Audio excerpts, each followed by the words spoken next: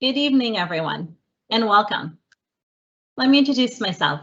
My name is Ampia Dalgetty. I am a frontline police officer with Durham Regional Police.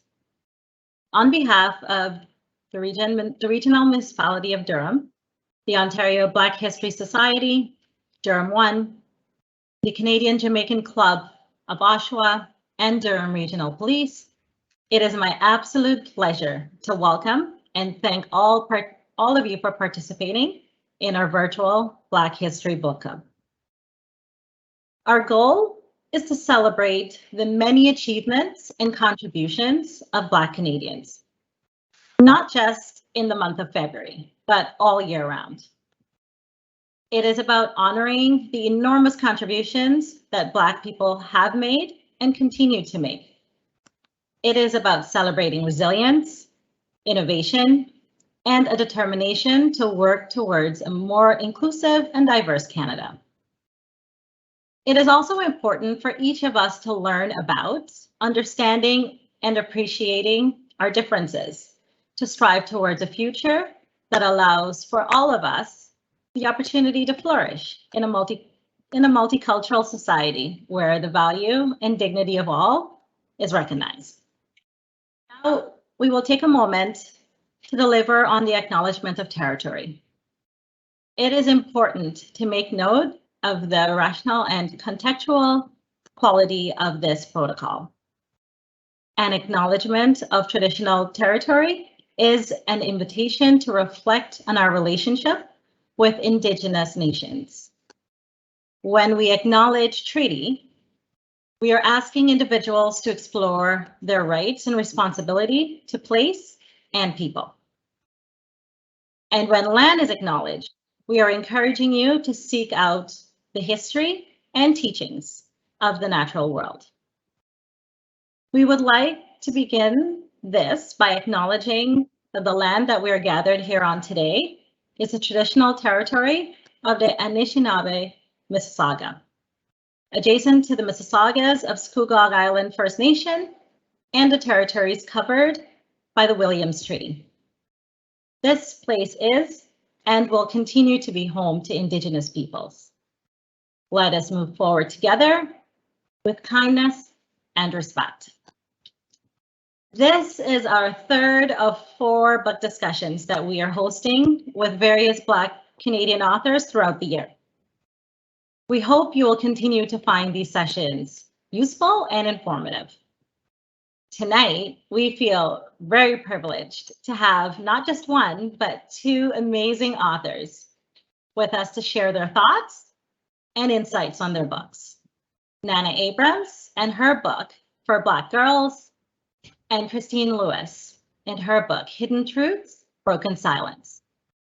So without further ado, I will turn the conversation over to our moderator for this evening, the RPS Director, Vidal Chauvin. Thank you very much. Thank you very much, Anthea. My name is Vidal Chauvin. I'm the Director of Strategy, Research, and Organizational Performance with Durham Regional Police Service. So happy that you are all here tonight to celebrate, to learn from, to hear from these 2 fantastic, brilliant authors. And I want to thank them. I want to say a couple things at the beginning, and I'll probably say a whole bunch of stuff as we go through, but I want to thank you both for your courage to be honest, for your willingness to share, and for your commitment to ensuring that, the lessons that you've learned throughout your life and throughout your lives to this point, because you're both quite young, as we were talking about earlier, to this point, can be used to help people who may be going through things that are similar. And, that is the most that you can ask from people. So I just want to thank you both for being here. Really excited for this conversation. And again, thank you everybody for all those individuals who are responsible for organizing tonight. I'm not going to call you all by name, but all those community organizations, members of the service, members of the region who have made this night possible. So I do want to get to the specific bios of the 2 individuals that join us tonight, and I will start with Miss Nana Abraham. She's the author of the mentorship book For Black Girls, The Shaping of a Young Woman, and the Christian supernatural fiction book called Anastasia, The Awakening. She's a graduate of York University in Toronto, where she majored in psychology. She's a certified life coach, who actively mentors young women of all ages and backgrounds and helps new writers reach their goals. Currently, she works full-time at the Scott Mission, managing the Children, Youth, and Camp Department, and has been a child and youth worker for 17 years. She has a passion for dance, literacy, education, and a deep desire to see young women everywhere grow to use their gifts wherever they are called. Thank you very much for being here, Nana Abraham. We're also tonight joined by Christene Lewis. Christene Lewis is a motivational speaker and youth advocate. Her book, Hidden Truths, Broken Silence, has been reviewed and compared to award-winning author Sista Solja's The Coldest Winter Ever. Christene Lewis has worked in the human social services sector for over a decade. She speaks from experience, through early childhood sexual assault and molestation, to gang culture. Some say Christene was the epitome of the girl who wasn't supposed to make it. Now an author and working through the Toronto District School Board as a child and youth care practitioner, Christene's emphasis and capacity building motto is that one's impact must always be greater than their intention. Christene's focus on youth is imperative for growth for the upcoming generation. And I just want you to know I've ad-libbed a little bit of your bio. Christene Lewis is a warrior. Christene Lewis is a survivor. Christene's presentations will leave you empowered by reminding you about your self-worth and fostering your peace of mind, that you are not defined only by your mistakes and traumas and hurts, that you can rise above those. So thank you, Christene, for being here. Thank you both. I had the opportunity to finish both of your books on the weekend, and I just, I'll repeat again, thank you for your courage and your conviction to speak your truths. So the books take different paths, but both are instructive and honest and compelling and really sort of provide the reader an opportunity to identify how you have navigated throughout your lives and again, take some instruction about how they might navigate theirs. But this is the first time that we've actually done one of these conversations with two authors, and I was actually a little bit surprised as well. So I'm curious, do you know each other? You're both sort of in the same kind of sector. You're both in child and youth care in many ways. Have you met before tonight? No, I haven't. I've heard, but no. It's when you guys connected us both. That's when I heard of Nana. Yeah, Cool. and for me the same. When we were connected, I heard about her, but then when I started talking about the event, a couple of friends said that they love her and they love her book, so that was really cool. Awesome. That's cool. I'm glad you guys could be together tonight. Well, there you go. You've met each other now, so now you'll be friends for life, hopefully. All right, so let's get down to business. One of the questions that always comes up, you know, for individuals who have thought to put pen to paper is, what compelled you to actually sit down and write? Like, what was it that motivated you to get your stories out there? And I'll start with you, Nana, if you want to jump in first. Why'd you write the book? I was working with young women, and we always have conversations, mentorship relationships, and I just remember telling a couple of them something, and it seemed so basic to me, and they just had not heard that before. And when I was growing up, I loved reading. I loved reading a lot of Christian books, but I never found like a Christian book that really spoke to me as a young Black girl. And so I decided to kind of like make a little manual and just give that out to the girls. And then when I started it, it just kind of snowballed, and I was like, this is really important. And I just kept putting more and more into it, and then it became a book. Interesting. So you started actually, you wrote up sort of a guidebook for some young women that you were working with, and then that turned into what now is called For Black Girls. Exactly. Interesting. Thank you. And Christene, what compelled you to, put your pen to paper and tell your story? For me, I'm going to say it was my pain. I didn't feel like I could turn to a lot of family members and tell them what was really going on with my life, especially in terms of the molestation from my uncle. So I started writing in my diary, and when I felt like I needed to free myself, because I always say there's no greater pain than loving somebody else when you don't truly love yourself. And I never felt like I was heard. So when I started writing my book, it actually took me 10 years to write it, because I wrote it as raw and real as I could with all names in it. But then I had to go back and protect the guilty, right? So while I was writing, I was crying because I was like, I don't want to go through a publisher because they're going to tell me to make it nice and crisp for all the readers. But I'm like, no, I want my story. I want you guys to come on the journey with me. So I changed the title. I called it like Rising from the Blinded Eye. But I'm like, you know what? Hidden Truths, Broken Silence, because all the truths were hidden. And then it was time for me to finally break free. So for me, it was freeing myself in order for me to be the woman that I am and the mother that I am and the community leader that I'm continuing to be. So my pain and my trauma. Yeah, it's interesting. So you're absolutely right. I mean, the book is raw. And so at different points, I'm reading this thing and I'm thinking, you seem to be turning a corner, right? Like things are getting better. You're moving in a direction. I'm like, this is where you have the happy ending. That's what I'm waiting for, right? And then inevitably, at these different moments in your book, something goes wrong. And it usually occurs as a result of a relationship that you're in.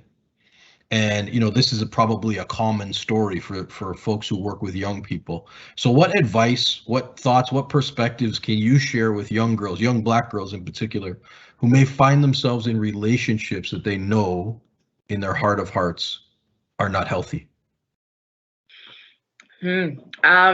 There's a lot. Well, this is a loaded question. So I'm going to reiterate the part where there's no greater pain than loving somebody else when you do not love yourself, because when you are giving and you have nothing to give, your body's on 0% and you're giving somebody 0%, but you're thinking it's 100 and thinking that loving them is now fulfilling you. It's actually draining you. So now you're into the negatives. Along with a lot of Black women, we talk about daddy issues, right?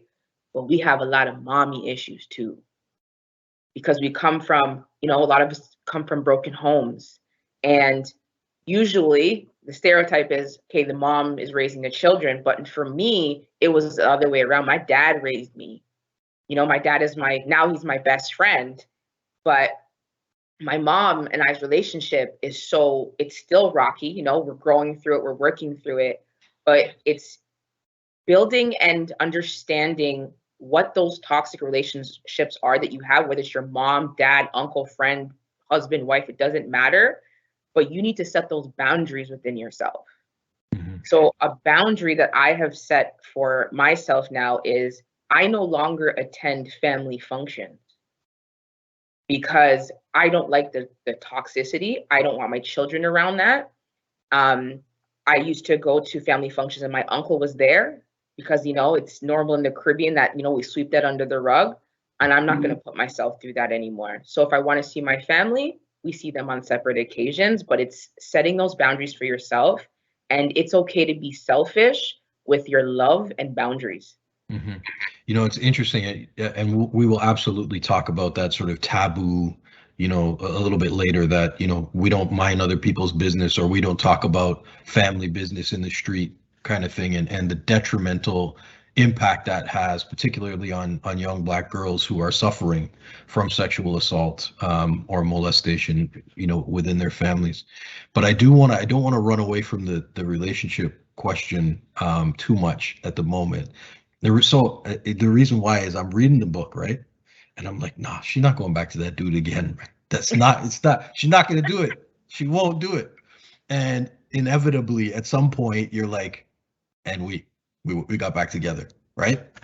And I hear what you're saying. Like it's important to, at some point in time, establish and set that boundary and say, all right, enough is enough. I'm not getting what I'm giving out of this relationship. Correct. Difficult though. It was difficult for you. And so it's difficult for the young ladies that you interact with. So how do you begin that process of sort of setting those boundaries for yourself? What did you do? Take accountability. There's only so much that you can say somebody else is hurting you. You start to hurt yourself. And it's hard. It's a hard conversation for a lot of young Black women to have in a whole, because there's such a heavy societal norm about Black men, right? And how Black women are not submissive to Black men. And so they're trying, because they both come from broken homes, they're trying so hard to fight and they're trying to make their story differently, but in terms they're killing themselves internally and emotionally and their mental health. So for me, it started with accountability. I don't want to go through this pain anymore because I don't want my daughter to ever turn around and be like, Mom, my boyfriend's doing this to me. No, I don't ever want my sons to turn to me. So it's the outcome that I wanted better, and it has to start for yourself. Your kids don't come before you. You come before your kids, because if you're not whole, you can't teach your children to be whole. So you need to recognize and take accountability, and that's where it starts, and that's the hardest part. So that's the hardest part, is accountability. Right. Because when you take accountability for yourself, then when the other people in your life aren't taking accountability, you can recognize it a little bit better. But when you're hiding, you give an excuse for them to hide as well, right? And not take accountability for their behavior. Thank you. Thank you for that. So Nana, your book is in many ways sort of a guide. It's like a roadmap for young girls in general, but young Black girls as well, to think a little bit differently about some of the realities that they face, some ways to try to avoid bad decisions. So as you mentioned, it started off as this guide that you shared with the young women that you were working with. What was their reaction to some of the things that you were bringing up in the book and the advice that you were giving to them? Yeah, I think for a lot of them, they, we've had book clubs and discussed it at different times with like different cultural girls and Black girls. And, for the most part, they're very positive about it. They're excited to like read different perspectives. Like there's that section where I have guys like share their thoughts on certain things. So they're excited to read it. I would say I haven't had too many, like I've had like maybe one or two, like, argue with me about some of the ideas and stuff like that, which is totally fine. I'm always like welcome to having those conversations. Just gives it another chance to just discuss it more. But yeah, for the most part, they're very positive. Mm-hmm. And I'd imagine, so working with young girls in particular in the work that you do, you will hear about some of them being involved in relationships that may not be the healthiest ones for them to be in. And I don't know if you got into it too much in your book about some relationships that you've been in, but in the lessons that you've learned in relationships, how are you able to set those boundaries, and what are some of the things that you can encourage young girls to do in those relationships to assert themselves and the things that they need? I think I would just, agree with Christine in setting your own boundaries and taking care of yourself. It comes to a point in time where you actually have to put yourself first. It can be very difficult, when there's a lot of people looking at you and a lot of people who are, looking up to you, and you have to make certain decisions that, that will work for you. Like, for instance, I'm divorced, and it was a really hard decision to make. But it came to a time where I just felt like that relationship was not serving the way that it needed to, and I had to like move away from it. So I think I have seen a lot of girls make a lot of bad decisions when it comes to guys. And that's why, even when I wrote the book, I decided to like start off with, who are you? What are things you need to work on? And I didn't even deal with relationships until like chapter 8 or 9, because I just really wanted them to realize it's about them. And if they are not coming prepared and like whole and knowing what they want, that there's more chances that they're going to have issues.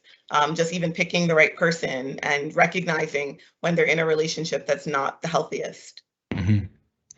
So just to the organizers of this, hopefully you edit that part out where she talked about getting divorced, just in case my wife's listening. All right, so I'm totally joking. Thank you for that. So in your first answer, Christine, you were talking about the relationship you have with your dad, right? And it's sort of a really complicated relationship in the book in many ways, right? But it sounds like it kind of has a happy ending, that your dad is sort of the one that carried you through in a lot of ways, or that you could turn to. And I'm actually not going to ask you a question. I'm going to ask you, Nana. So who in your life would you say has been a source of inspiration for you, and maybe sort of helped you through some of the challenges that you faced in your life? Okay, so can I give you a person I've never met? And this is going to sound weird, but Harriet Tubman was like one of my first influences. Like when I read her story growing up, that actually just really inspired me. My mother, my grandmother, and I have a life coach that, you know, I meet with regularly right now. I've had a lot of mentors and just different people who have spoken into my life growing up, and each of them have, like, you know, taught me something that I still have with me right now. So it's kind of hard to just say like one or two. I do have like a lot of people I consider like mothers in my life and fathers in my life that I go to regularly and talk to and get advice. I think that's an important thing that you note there, that you go to regularly. You know, sometimes people write a book and then people will look at you and think, well, she's got it all together now. You know what I mean? She's totally good. But I think both of you, in different ways, in the books that you have written, you indicate that you're still on a journey. Like, and there's still things that you're learning and still things, you know, still mistakes that you will make and that you continue to make. But, you know, you learn from each of those. So Christene, again, you mentioned this relationship with your dad. Is there anybody else in your life that has been a source of inspiration for you in helping you through some of the trials and tribulations that you've had? My brother. I have 5 brothers, but one of my brothers that I lived with, when my parents were going through their whole divorce, he was both my brother and my father. He was my protector, my inspiration. There's some things that I've mentioned in the book, and I'm doing this for him. Like, not that he tells me all the time, you don't owe me nothing, you don't owe me nothing. But there was a time I was taken out of my dad's care and I was placed in foster care, and my brother had an exam the next day, and he went to school and he couldn't write the exam. And the professor obviously knew that something was up. So I guess he must have explained the situation, like my sister was just taking out my dad's care, and he never went back after that, never went back again. And he's my rock. You know, he's my rock, he's my inspiration. So I'm not just doing this for me, I'm also doing this for him. Mm-hmm. Yeah, I remember in the book you talking about not knowing why you couldn't tell him what was going on, right? Because that certainly was one of the most compelling parts of that particular piece of your life, where you are suffering at the hands of a family member and you feel like you can't tell anybody, right? And you were mentioning that before, that sometimes in our community we have this notion of minding our own business, particularly in cases like this. You know, what do you think we can do to turn the tides when it comes to ensuring that we're not silent about this anymore? Breaking generational curses. And I think in terms of breaking generational curses, I always say we have to break the generational lack of accountability. Mm-hmm. And it starts with our parents, our grandparents, and we have to set that tone for our children. So for instance, I told the wrong people in my family. I told toxic people in my family, where I told my biological mother, because I'm adopted, and her response was, it's life, you got to get over it. I told my aunt what was going on, which is not his wife, somebody else, and she said she didn't want to get involved. So it's so weird. It's easier to tell somebody else that is not that I didn't love her. I still love my mom at the point. I still love my aunt at that time too. But it's easier to tell somebody who you're not that connected to what's going on than somebody who you love, because I didn't want to see my brother or my dad get in trouble. I didn't want them to take matters into their own hands. So it's easier for me at that point, because I felt like the streets were more loyal to me than my family. So it's easier for me to tell people of the streets rather than my family. So for me, I would have to say, it's listening. There's so many young people and even older people who still haven't broken their silence. We're still living in that fear, and it's really the danger that they're living in, right? They're still living in the danger of their trauma. So I think we need to address it. We need to come together, and we need to hold those people accountable. Mm-hmm. Part of breaking that silence as well is, you know, you telling your story and people telling their stories, so that, you know, when somebody else is suffering, they know that they're not the only one. another really important sort of component of you sharing what has happened in your life, I think. And so again, when I was reading, I was saying earlier, I kept thinking, all right, this is the moment where Christene gets it together, life gets better, and the rest of the book is going to be about how great her life is now, right? And you don't really, because the book ends at a particular point, so we don't actually get to know what your life is like now. So I know that we had discussed asking you about when you hit rock bottom, but I actually want to get to that. What is your life like now? Because when I look at you, I see some power, I see some joy, and I want to know, what's happening now? What are you up to? Well, right now I'm actually in the process of writing my second book. That is a spin-off from my first book. It's called Power Over Strength. Mm-hmm. Right now I'm doing amazing. I'm in therapy, and I'm a big advocate on therapy. I think it's always important to have a counselor, a therapist, somebody that you can, talk to, give you some strategies. My children are in a happy place. We've moved from Scarborough to Durham, so it's a fresh new start.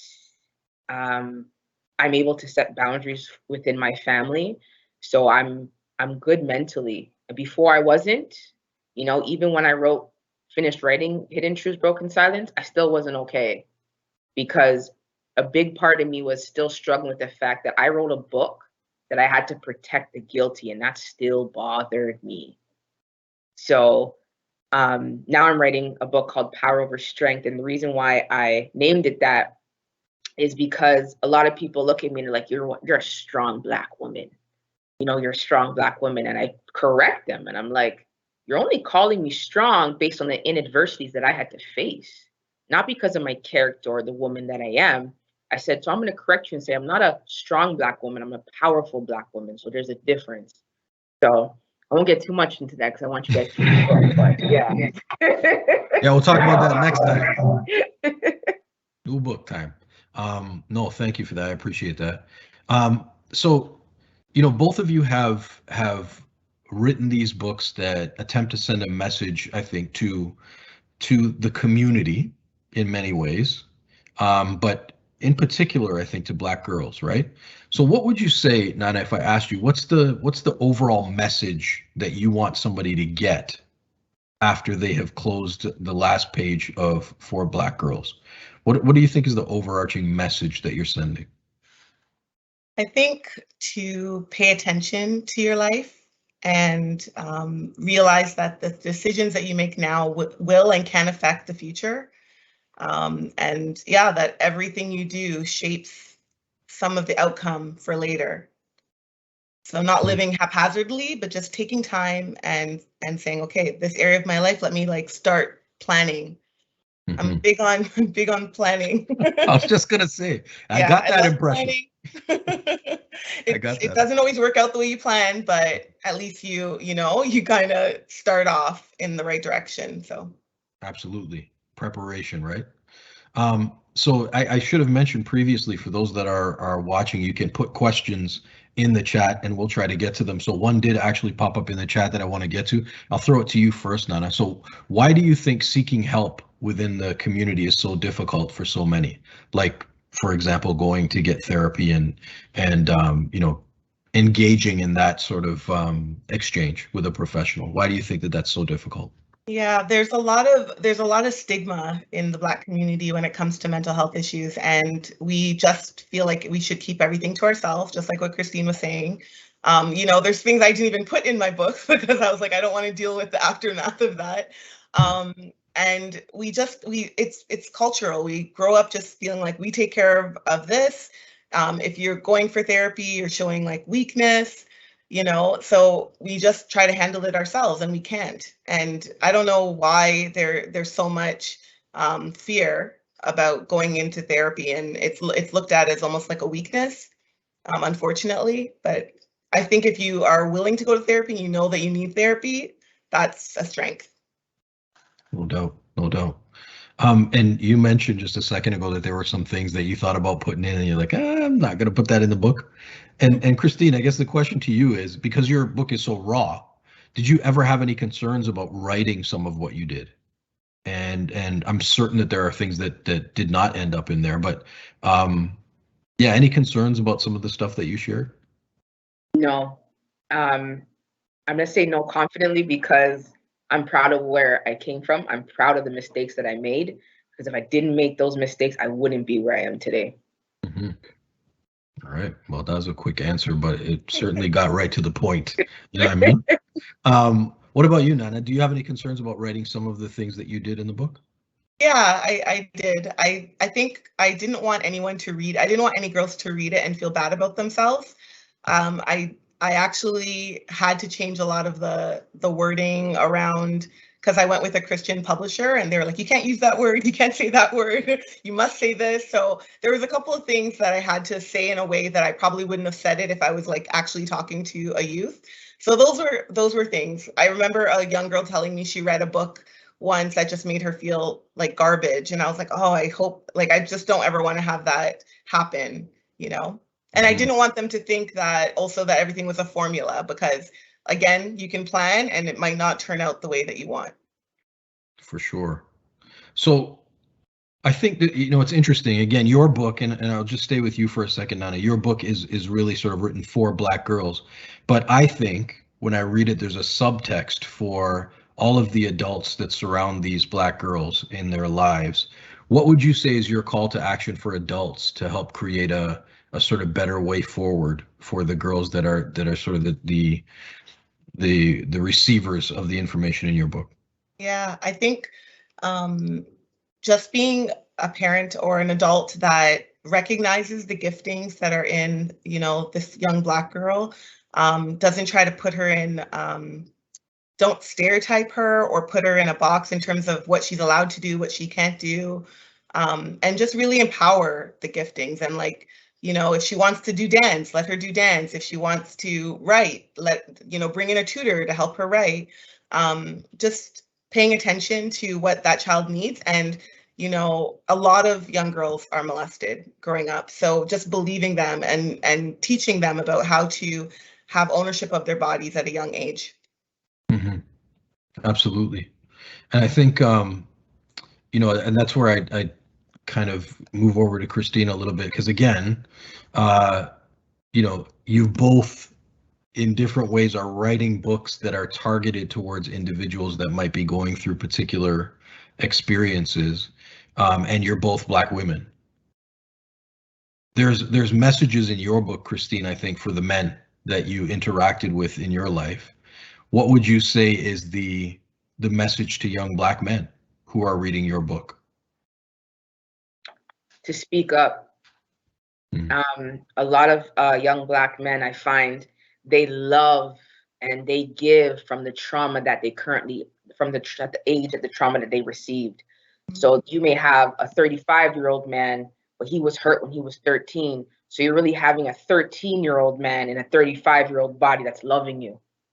So it's getting help, it's coming together as a community, and it's okay to speak up, because a lot of Black men fear the embarrassment. They don't feel like, they feel like, oh, I'm gonna be labeled as possibly homosexual when I'm not. They could be labeled as, oh, I'm no longer a man because something happened to me. So I encourage them to speak up, because there's a lot of trusted adults out there who are willing to hear their voice.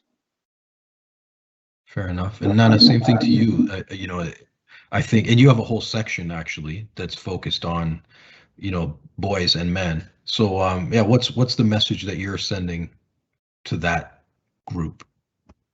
I think some guys have read it and told me that it kind of gave them a perspective into how women think, how young girls think, and I think even just looking at them as being able to be people who are protecting and loving.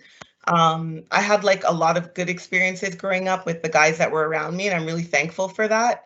I think it kind of blocked out the bad experiences, because I'm thinking back, I'm like, there probably were some bad ones, but I just remember my brothers. I remember the ones that like encouraged me and tutored me and like were there for me. So just encouraging young guys, you know, even the ones I work with, some of them were like just amazing growing up, and they were very inspirational. Like I got a lot of them to quote things, you know, that they think. So just even having them think outside of the box of how to treat a young woman, you know, not treating her like what they see in media or what their friends are doing, but really saying inside, like, I want to be respectful. I want to be protecting. I want to see these girls as my sisters. So. Mm-hmm. And so, you know, people are interacting with all these different sort of stimuli. And you mentioned the media a second ago. You know, are there things that are specific to the experiences of Black girls that you wanted to draw attention to, whether or not in your book or in your speaking to young Black girls or your work with young Black girls out in the community? Are there something specific to the experience of being Black growing up in Canada, in the neighborhoods that you've grown up in, that that you specifically address with young Black girls? I'll start with you, Nana. With me? Yeah. Okay, yeah. There's so many things. I'll just use myself as an example of, you know, just feeling stereotyped, not liking what we look like, you know, colorism. For those that don't know what colorism is, when, you know, you're seen as beautiful if you're lighter skin and seen as less attractive if you're darker skin. The texture of your hair, you know, being a big deal, how people will praise someone who has certain type of texture of their hair. Being within the community and, you know, getting yourself financially stable and feeling like you have to take care of everybody around you, or like your money is not your own, like you just need to keep giving even when you don't have. Just, yeah, those are some of them. I feel like there's so many, like being objectified in the media. I think a lot of young Black girls take their cues from a lot of, you know, musicians and stars and things like that. And I feel like it affects us more negatively than maybe if a young white girl was looking at certain stars. Yeah, it's a little hard to like kind of put into words, but there's just so many things. Fair enough. I'll throw it over to you as well, Christine. I'm sure you can, you know, corroborate much of what Nana said, but anything else that you'd want to add to that particular question? I think it's just about identity as well. Colorism is a big thing. And even when, you know, when you're lighter skinned, you're seen as beautiful, but there's also a negative, like, oh, you're not Black, you're more on the white side. I had to deal with that too growing up, right? So it's about understanding who you are, and it's growing in your skin and being proud of who you are, because we've been shamed by society. I think we still go through systemic and microaggression. We still go through that. So it's about just loving yourself, and it all stems from understanding that the journey that you're taking is yours and it's owning it. So being able to, you know, I always tell people, especially my young Black girls, I'm doing currently a program because I just started a youth service called Impact Over Intention. And anybody who asks me, Christine, how are you doing today at work? My response is always, I am. It's the most powerful words that you can state about yourself in the English language dictionary. So it's just I think identity is a big thing that we're struggling with in our Black community. So I just want you to know that there's people in the chat. I don't know if you're seeing it, but a couple things that were mentioned. Thanking you both, of course, for the powerful words that you're saying in the conversation, but also for your decision to write, which you know, we did talk about at the beginning, so I won't ask it again. But they did indicate that they want to thank you very much for taking the time to write your thoughts down, and I will obviously mimic that because I've said that now 104 times to you both, and we just met tonight. So, you know, you've talked a little bit about some of the challenges that are specific to Black girls as they're growing up. We haven't yet talked about school. And what's interesting about this conversation, I think, and about reading your books at the same time, like one after the other, is that you had very different lives.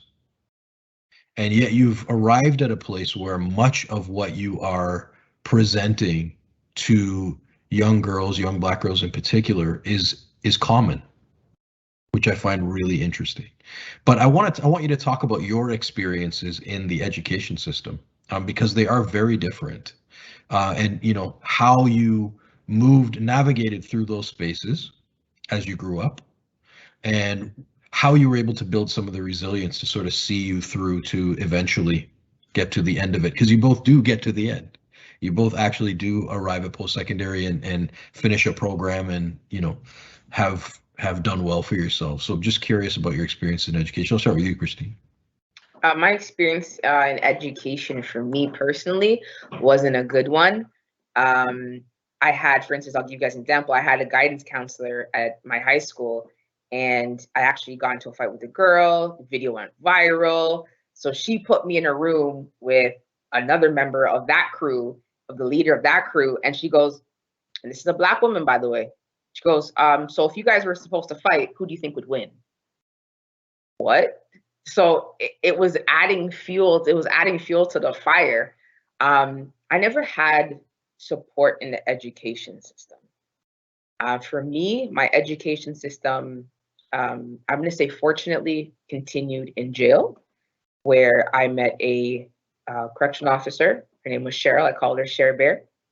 And she helped me change my life. And it was the consistency, it was the stability, it was the structure that I needed.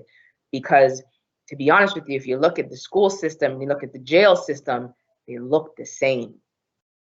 There's not really much of a difference. The only difference is I get to go home after school. Jail, I get to go to my cell. So I think we need to dismantle the school system. I currently work in a program that we're actually building with a new agency that focuses on racialized trauma, and we've never had that program in TDSB yet. So I'm excited for it to get kind of off the ground and running. But the school system, for me personally, wasn't a good one. So that's why I work for TDSB, because I want to be the change that I needed when I was younger. Fair enough. And Nana, what about you? What were your experiences as you moved up through the different systems of education that you participated in? Yeah, I had very interesting experiences. I'm going to try and just share a couple that were very formative for me. So when I was born, I was in Gin and Finch, and I think because I lived there, the school had Black history, like they had a Black history club, and I joined that club when I was I remember being in grade 1 or something. And that was a positive experience. So I was a part of that. And then I moved to a completely different area. It was like Leslie and Finch, completely different vibe. And I struggled in the beginning, just feeling like my whole personality kind of changed. I feel like I got really super introverted. I was in a very small school at first, and then that school closed down and we got moved to another school. And for the most part, I was one of those kids that didn't like doing anything wrong for the most part. And, I would try to volunteer when I could and do things like that. And I remember being in grade 6 and being blamed for something that happened in the class, and myself and another Black girl were the only 2 girls that were being confronted and blamed for something that we had nothing to do with. And that was my first, that was a really big moment for me in just experiencing that injustice. Thankfully I had my mom to kind of go to bat for me, and because of the things I had done in the past, even the principal was I don't think she did this, but it just felt very unfair, and that always stayed with me. When I got to junior high, I remember, I loved reading by this time, and I remember we were doing a huge unit on Indigenous people and all the different units we got to, and I saw this one page on Black loyalists in the book, and I was like, I can't wait till we get to this one page. Then we got to the one page, and we skipped over it, and I put up my hand, and I was like, how come we're skipping this page? Are we gonna get to it? And the teacher said, Nana has raised a very important question. She addressed it to the class and said, we don't have time to go through everything in the book, but you guys are welcome to read and learn about it. And so I did, but it wasn't lost on me that we had watched Dances with Wolves for 4 weeks, and we couldn't read this one page in the book.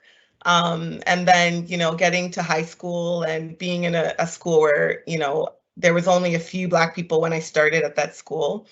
And, trying to answer questions, and everyone's turning to look at me like they're kind of surprised that I'm answering the questions. Or I remember one day we all ran in late to class, and the English teacher, she was generally pretty nice, but just pulled us aside and told us all these things, you know, you guys are at risk, you guys are this, you guys are that, like not knowing anything about any of our backgrounds except the color of our skin, and just telling us all this stuff. So there were a lot of moments like that.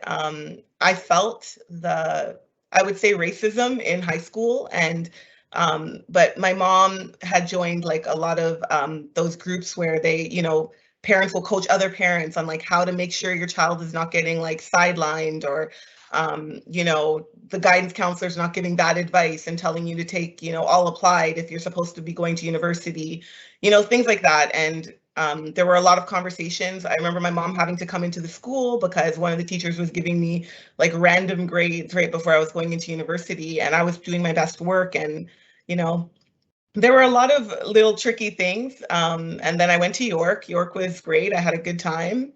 So I think a lot of those experiences were before York University.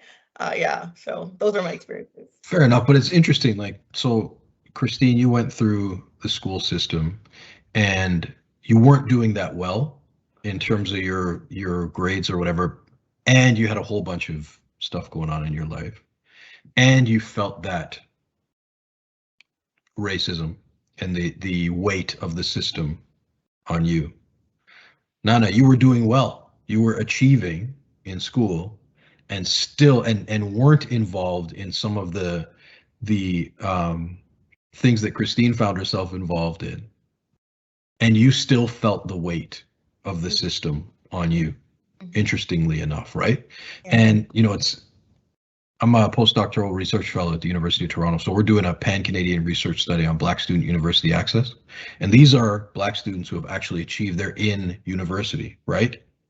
And each of them that we have interviewed as part of this process have talked about the demotivating experience that was high school, which is and these are the ones who made it. Like, we're not talking about the ones who didn't actually get to post-secondary.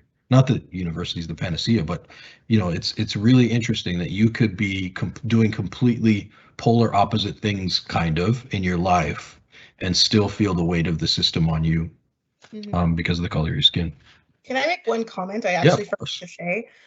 One positive thing that happened in junior high that probably set the trajectory of me wanting to be a writer even more was I had a Black librarian, and when we had to do, not a Black librarian, a white librarian, but when we had to do a certain project, we were supposed to do a book report, he gave me Maya Angelou's book, I Know Why the Caged Bird Sings. And I was like, I was like, I don't like this at all, you know, it's triggering and all that kind of stuff, but that opened up the doorway, and then there was like a whole Black section in the school, and I just started devouring all those books. So I feel like that was another way for me to like learn from other people's experiences that shaped who I was and what I wanted to do with my life. Fair enough. And so you actually wanted to be a writer as you were coming up. Fair enough. So this is the manifestation of something that you've been working towards. And Christine, did you ever think about being a writer as you were coming up? No, I always wanted to be a pediatrician. Fair enough. Still time, you know. Still time. Still time. So, you know, Christine, the experiences that you've had in your life, you know, you mentioned before you're a parent. How have they impacted your parenting? Like, what do you think you're bringing to the table with your children as a result of some of the things that you have lived through? One thing I try to be is transparent with my children. We try to have family meetings once a week to talk about what's kind of going on. What are some things, because I get really busy, but I still want to be able to, you know, show them the same amount of affection. So it's balance. Because they got three. I have a 12-year-old, I have a 6-year-old, and a 2-year-old.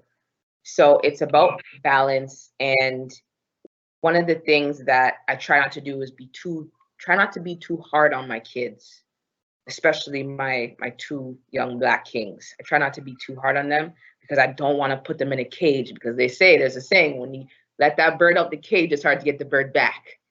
So I'm very transparent with them. I'm very honest with them. I was very afraid to tell them my story, but I didn't think that I could be as real as I am if I didn't tell them my story. And one thing I battle as a parent is sometimes I feel guilty. Sometimes I feel like I failed my children.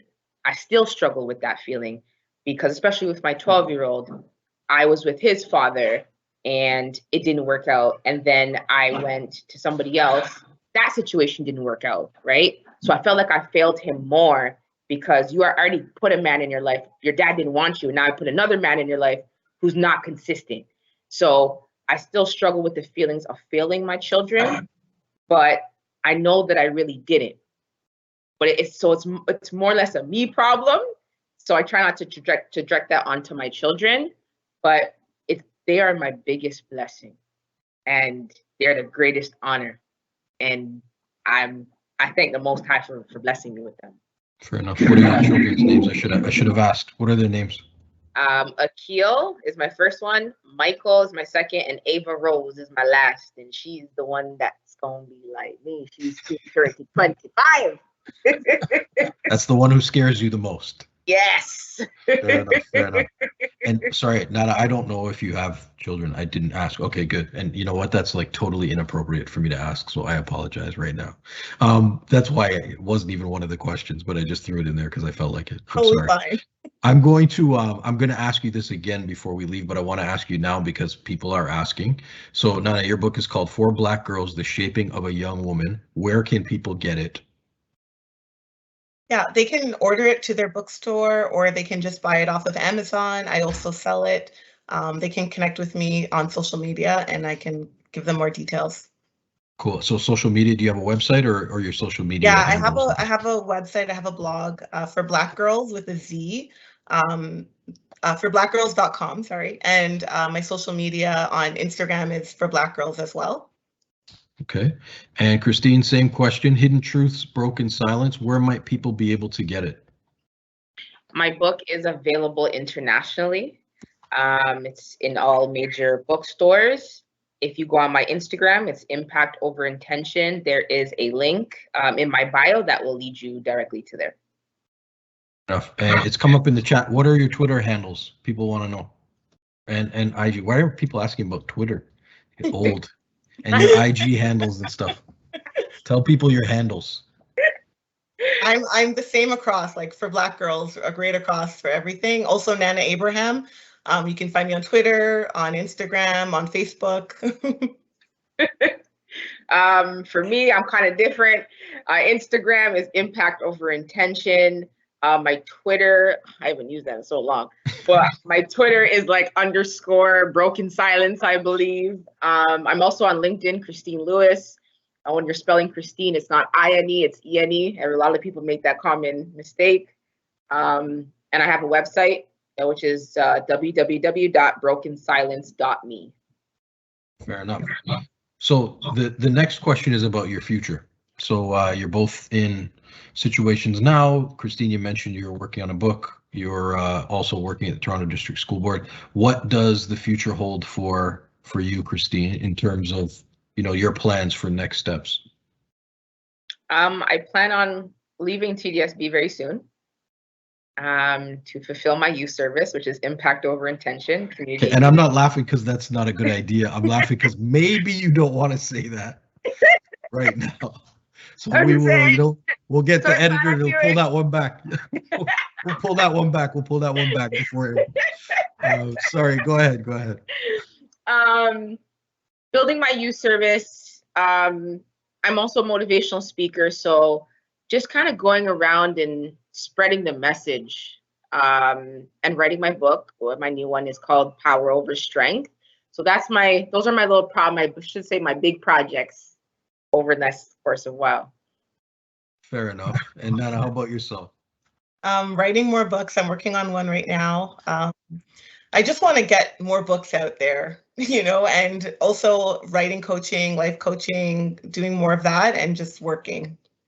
Fair enough. So you have both talked about what happened to you as you were coming up, and you both work right now with young people who are coming up right now.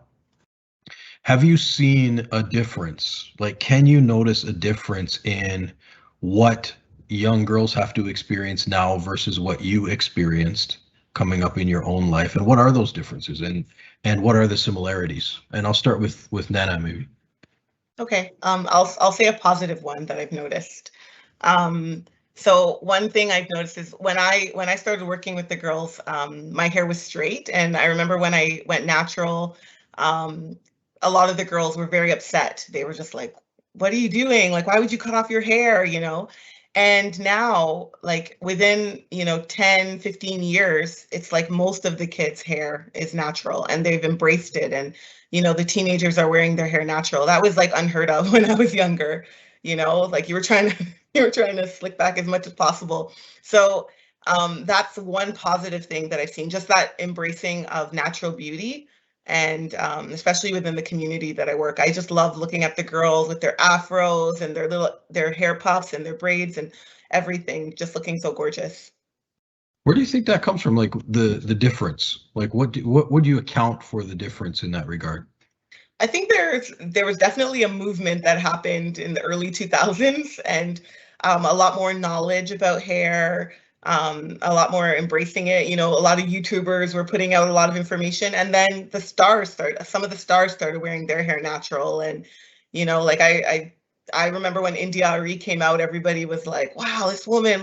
So I think that kind of influenced it, and then just seeing the older generation, some people starting to like embrace their natural hair. And then, probably the same women who experienced that kind of like education, now they're bringing that to their children. So I guess I'm seeing the children that are being raised in homes where, the value of that part of their identity is held high. So it's not tampered with, at least until they're teenagers. Fair enough. And I clearly know a lot about this topic about hair, so it's just very interesting to me. So Christene, what about you? Like what differences do you see in the young people that you work with, particularly the young girls that you work with, as opposed to what you were dealing with when you were coming up? There's some aspects that I see positive, and there's some aspects that I see negative, especially with COVID. COVID has played a major impact on people's mental health and mental illness, especially the fact that there's not a lot of resources within our Black communities. So the fact that no government don't know what they're doing, so they can't help out the communities. The communities now, they don't know what they're doing. So it's the blind leading the blind. So in that aspect, I see that they don't have the proper resources. They do not have the representation, is what I find. The positive is, I guess, I know there was a whole movement in 2000, but I feel like ever since Black Lives Matter, the whole situation happened in the States, I feel like it's trickling over here, right? And in terms of people are now standing their ground. So I love to see that within the Black women and the Black men, is us standing our ground. But the negative is we need more resources. So I love the fact that we are coming together as a community to start new agencies and stuff like that. So I'm excited for that, but I'm also scared for the resource piece and the fact that society is changing. There's so many things that when we grew up,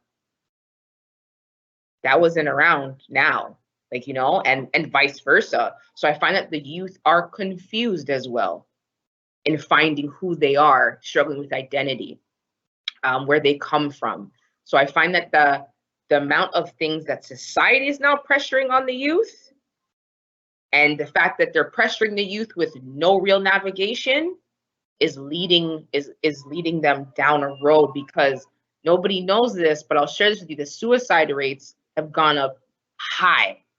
We promote murder, but you do not promote suicide. Nobody hears about suicide, so nobody thinks it's happening, right? But the rates are doubled than the murders going on. I have lost students over COVID due to suicide, right? That people kind of brushed underneath the rug. I drove into work and one of my former students were hanging from a football post because they were struggling with the marital issues in their home, right? Because they don't have the proper resources. So for me, the positive is we have a voice. The negative, we have a voice, but where's the means? So we need to focus on the means. Fair enough. That's so you brought up a number of things that I just want to touch on a little bit. You were talking about our current context and the fact that, people have been voicing some of the concerns that Black communities have been dealing with living in societies where they have often been marginalized from the power structure. And I mean, it would be remiss. We're in a book club that is co-sponsored by the Durham Regional Police Service. It would be remiss not to talk about the relationship between police and communities. I think and Black communities in particular. I think that's an important thing to touch on. How do you think we can help to bridge sort of the gap, the gulf that might exist in understanding between the police and Black communities in particular? It's a tough one, but Nana, what do you think? So how could we bridge? Yeah. How can we make the relationship better? Yeah, I mean, I've seen some police officers, like when we're in the community, we throw barbecues and we invite the police to come, and they'll like ride by, or they'll come and interact. But I think more regular positive relationships. So I have seen, some plainclothes police officers that are working in the schools. I think that is more important than just having that police presence of having the police cars everywhere. It's kind of like a hit or miss. I know sometimes the police do that so that they can put a presence in the neighborhood so that it'll discourage crime, but it also makes it feel scary. Like we were doing our training for our staff yesterday, and we were talking about, just like after programs are over, like trying to get the kids to go home because we don't want a group of them just standing around in the dark because how that might look. So it can be scary. It can almost be like aggravating. But at the same time, if there's more opportunities where they can just be involved and be a part of programs and get to know people, I think that would be better. Fair enough. Christene, you've had an interesting relationship with law enforcement over the course of your life.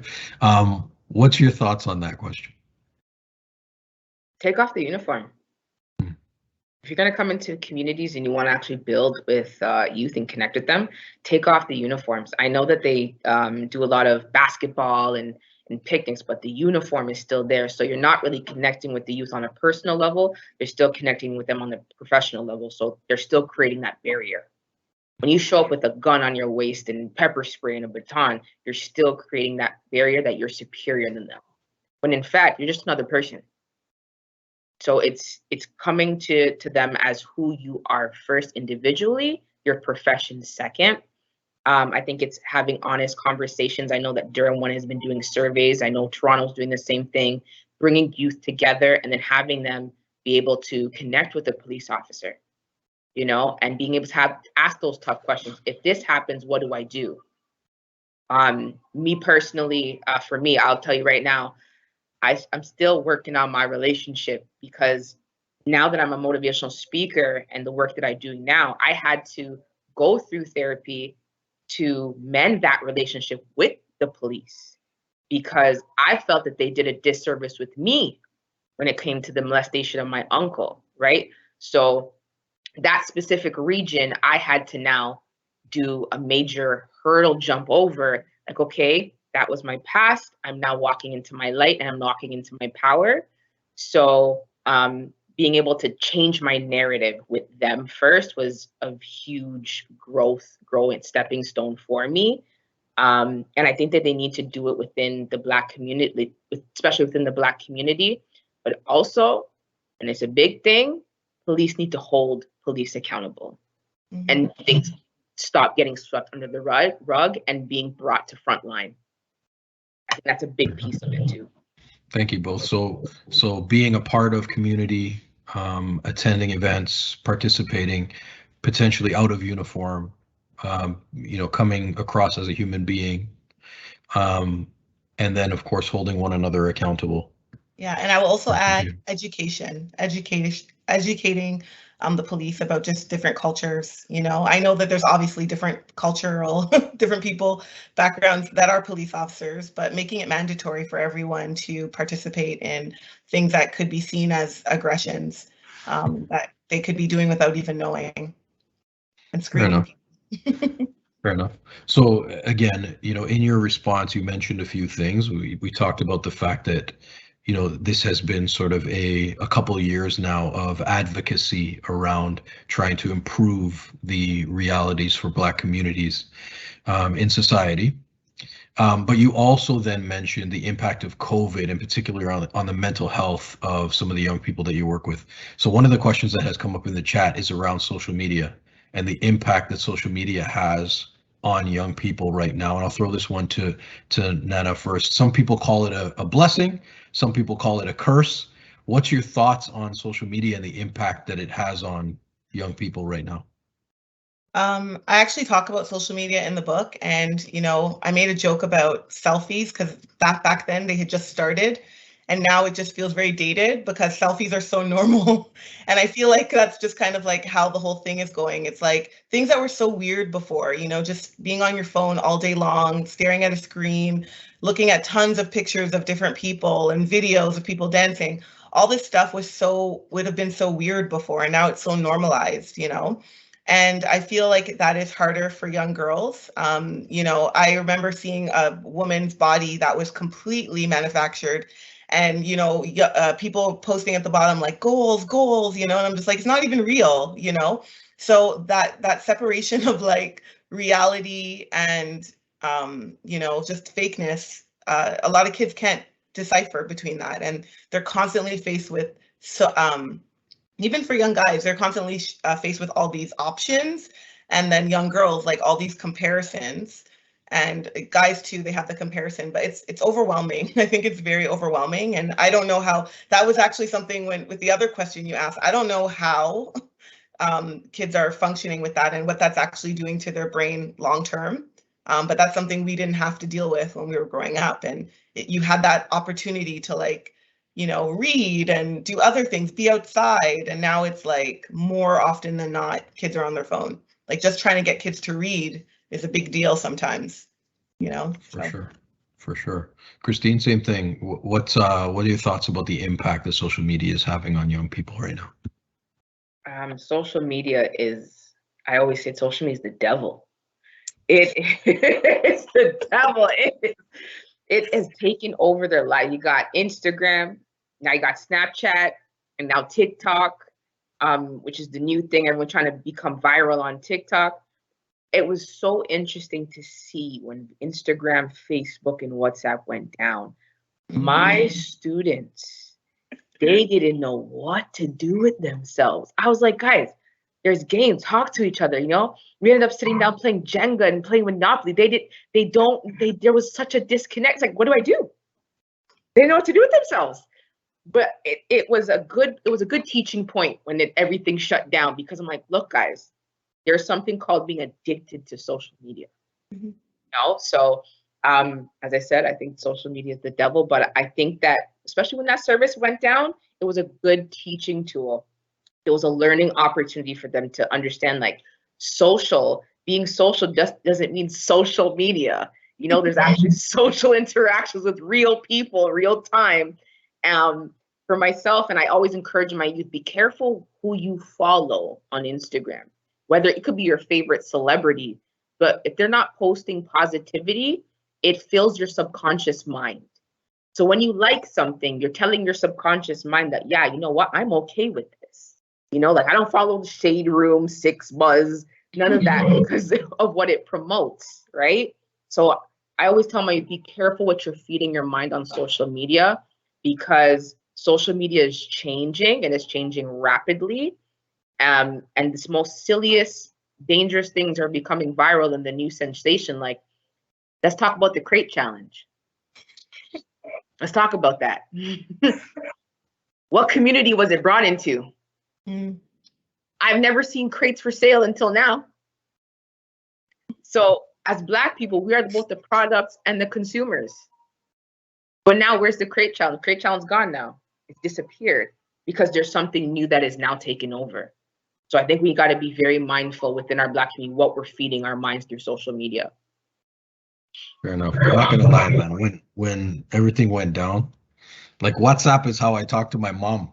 I was like, how am I gonna talk to my mom? I have to call her. It's crazy. Then I'm on the phone for like an hour. can't work. And I honestly, I was going through Facebook and like I kept refreshing it, thinking it was gonna fix. It was tough. It was tough. But I hear what you're saying. There's absolutely a mental health impact too. And Nana, the question that you asked is so poignant. I don't know what the impact of all of this will be on the brains of these young people as they're moving up. I just know it must be stressful to be young in this day and age.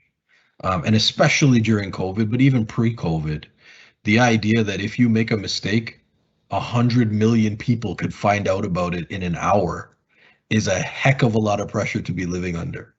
So I don't know how they're dealing with that. I don't know what kind of long-term impact that has on the brains of these young people.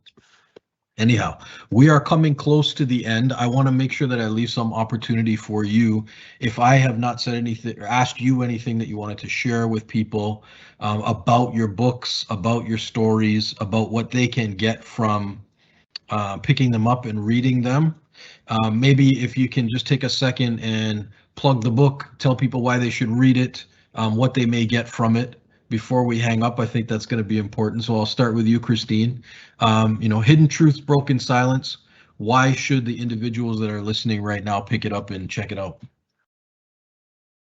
I think that you guys should read my book because it resonates with a lot of youth. It connects with a lot of youth and young adults. Even as an adult, I think that there's a lot of trauma that we ourselves haven't identified. So reading the book brings you on my personal journey. And I would just hope that it inspires you to speak your truth, to talk about your journey and own it confidently and never be ashamed of your past. And I think that a lot of times we say to ourselves, oh, I shouldn't have done that. I shouldn't have did this, but you learn from it. So there's never it's never failure. It's always lessons, and you got to rise behind your blinded eye and be able to love yourself. Loving yourself is the greatest thing ever. And I don't think we talk about that a lot. Self-care, we don't talk about what self-care is. Self-care is more than just going to get a massage, going to get our nails done or hair did. Self-care starts with mental health and being a whole vessel. And being able to connect. So for me, when you read my book, as one of my inspirations, I don't know if you guys see the back, but that's a little picture of Nipsey Hussle and Lauren London. The marathon continues. And there's so much power behind that I didn't understand that I understand now. So in your book, like in the acknowledgements, and then even in some of the discussion tonight, you're pointing out individuals who along the course of your sojourn have helped you press forward, even in what could be construed as really, really difficult circumstances. And so, I just want to say thank you for taking what have been dark moments in your life and becoming a light for other people. Thank you for doing that. Thank you for writing the book. I encourage people to check it out. And keep doing what you're doing, because you're doing all right. Miss Nana Abraham. So tell people why they should pick up For Black Girls. Talk to me. I think that it's a great book for discussion. I have discussion questions in there that parents can do with their kids, teachers can do with their students. Brings up a lot of topics that people sometimes haven't talked about before. I know for a fact that there was actually a jail that was reading it. The men were reading it to understand more of a feministic point of view of just like how others are growing up and learning that way. It's a lot of just self-reflection, things I've learned in my life, and it will probably, spark other people in their journey of self-reflection as well. Give them tips on how to manage their lives. One of the things that I think, comes across sometimes when people write these, I guess what can be construed as self-help books, is they're written almost from a, somebody who's on an altar somewhere looking down on all these, common folk and telling them how to live their life. One of the things that I really appreciate about the way that you have written this book and the approach that you have taken is that you are down there on the ground with them, walking through their experiences through the lens of your own experiences and providing them a pragmatic roadmap that they can potentially utilize to help get them through some of the bumpy points in their lives. It would be interesting to know that if you had known each other prior to tonight and you had been there for each other potentially to help each other get through some of the things that you were going through, that, you know, but you wouldn't be the people that you are. So we don't want to change the past. I'm just saying, would have been really interesting. I will say that there have been some things coming up in the chat, thanking you both for sharing your insights, calling the discussion enlightening, saying that they've enjoyed listening to you both. I want to make sure I share that. I don't know if you're seeing it, but I see it. So, okay, fair enough. That's good. So, you know, thank you for taking your time to share your stories. I just want you to know that that is coming up. You should know that. And I think I will give you the opportunity to, if you would like to say a last sort of closing statement about a closing message maybe to Black girls in particular, because you both sort of have a message for Black girls. And this time I'll start with Nana. What's your message to Black girls that they can walk away from this discussion and from your book with? I would say just be original. Don't feel like you need to fit into a mold of what other people are telling you what a Black girl needs to be like. Fair enough. Miss Christine. You're greater than the box that they put you in, and don't conform to what they think our culture looks. Fair enough. Thank you very much, both of you. Powerful conversation, powerful women. Can't wait to see what's coming next from you both, but we will be in touch. Mr. Andrew, that brings us to the end. Thank you, everybody. Thank you, Jody McLean. Thank you, OBHS. Thank you, Durham 1. Thank you to the region of Durham. Thank you to Durham Regional Police. Thank you to Miss Anthea for kicking us off tonight. For everybody who made this happen and for everybody who was in attendance, we really appreciate you. We look forward to number 4. I don't know who the author will be or if it will be 2, but I look forward to that conversation as well. Thank you, everybody. And Andrew, you can sign us off, sir.